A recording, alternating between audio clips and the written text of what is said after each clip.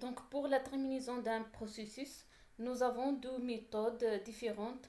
La première méthode est de laisser le processus finir la fonction min avec l'instruction return euh, suivie des codes de retour du programme. Une autre méthode pour terminer un processus est avec l'arrêt volontaire par le processus fils à l'aide de la primitive exit qui existe dans la librairie stdlib.h. L'argument statut de type int qui nous permet de spécifier un code de retour compris entre 0 et 255 est renvoyé au processus pair. Donc, par convention, dans le cas de la terminaison normale, un processus doit retourner la valeur 0 et une valeur différente à 0 pour une terminaison anormale. Donc, voilà un exemple. Utilise la primitive exit avec un code de retour 0. Pour une terminaison anormale, pour une terminaison normale dans la fonction quit qui affiche un message, nous sommes dans la fonction quit. Et pour le message, nous sommes dans le min n'est pas affiché parce que le programme se termine par l'API system exit.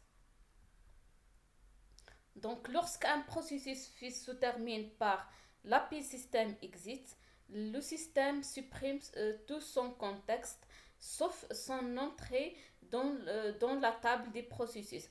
Il devient un zombie. Donc, un processus zombie, comme nous avons déjà vu, c'est-à-dire le fils s'est terminé, mais son père ne peut pas être connu la mort de son fils. Alors, comment on fait résoudre ce problème? On a une primitive qui s'appelle wait. Cette primitive nous permet de récupérer le code de retour des fils par son père. Dans cette primitive, a le comportement suivant, si le processus père soumis en attente des fils alors qu'on n'a aucun fils, il retourne moins 1 avec R non. Par contre, si le père a au moins un fils qui est encore d'exécution, l'appeal system wait sert à attendre la mort d'un fils. Dans ce cas, le père se met en pause et attend qu'un son fils mort. Donc, dit qu'un fils devient zombie, c'est-à-dire mort, eh bien, wait va retourner au PID des fils. Donc, le paramètre statut correspond au code de retour des processus fils qui va se terminer. Ce code est généralement indiqué avec la fonction exit ou bien par return. Les informations à propos euh, la bonne ou la mauvaise terminaison d'un processus peuvent être accédées facilement à l'aide des macros suivantes définies dans 6/wait.h. WF exited retourne vrai si le fils est mort de façon normale par un appel à exit ou bien par un retour de la fonction min. WExit status retourne le paramètre de exit utilisé par le fils. Donc, cette macron n'est valide que lorsque WFExited est vrai.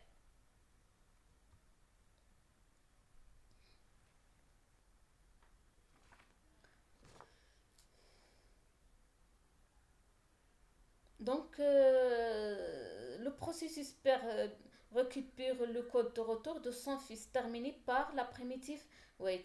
Donc, le problème ici, c'est que si on a plusieurs processus et le père veut attendre la fin d'un processus fils particulier, la primitive wait ne permet pas de gérer ce problème.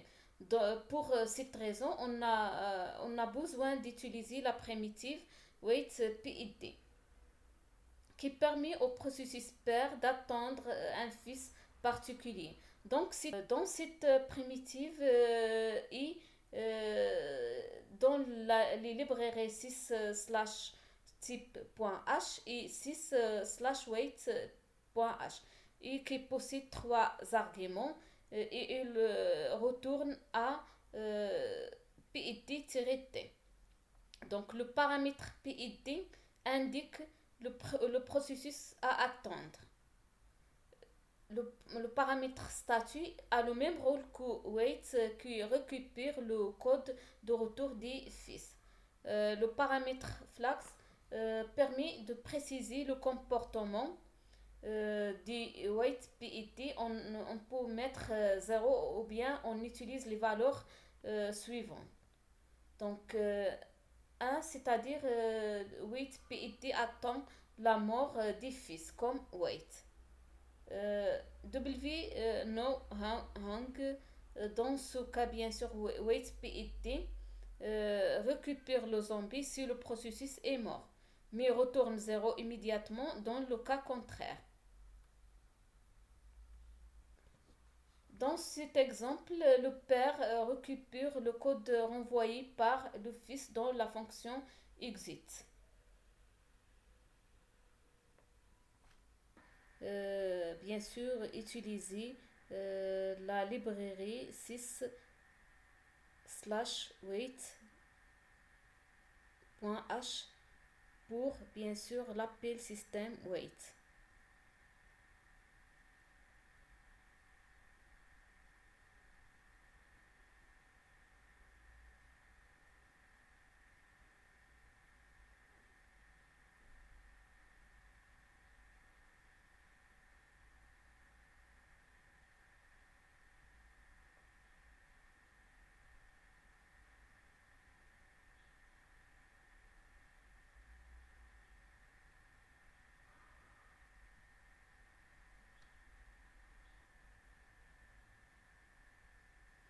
Donc on va déclarer une variable qui s'appelle statut de type int.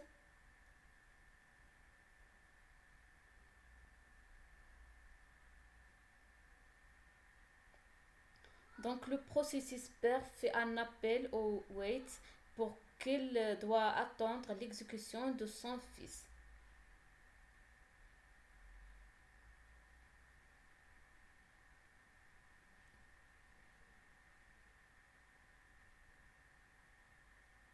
Donc bien sûr pour le fils va afficher des messages comme le PID des fils et le PID des pères.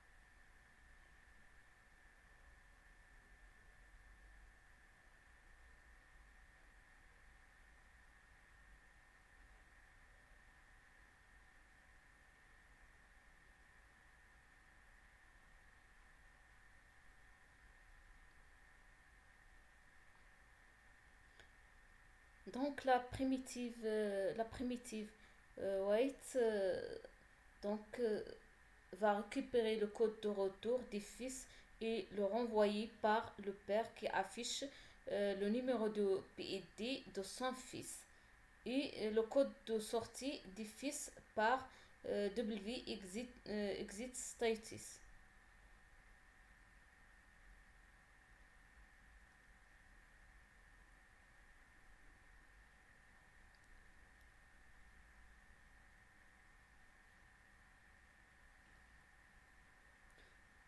Donc on va lancer la compilation, l'exécution s'est bien passée et on va lancer aussi l'exécutable. Et comme vous voyez, le code de retour par défaut c'est 0.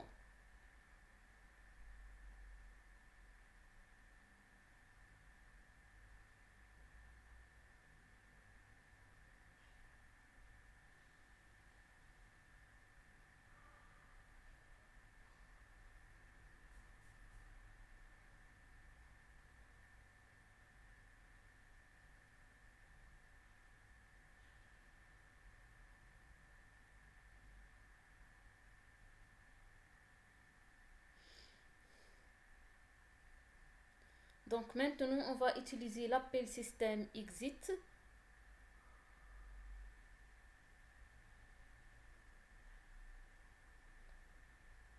avec bien sûr une valeur 1.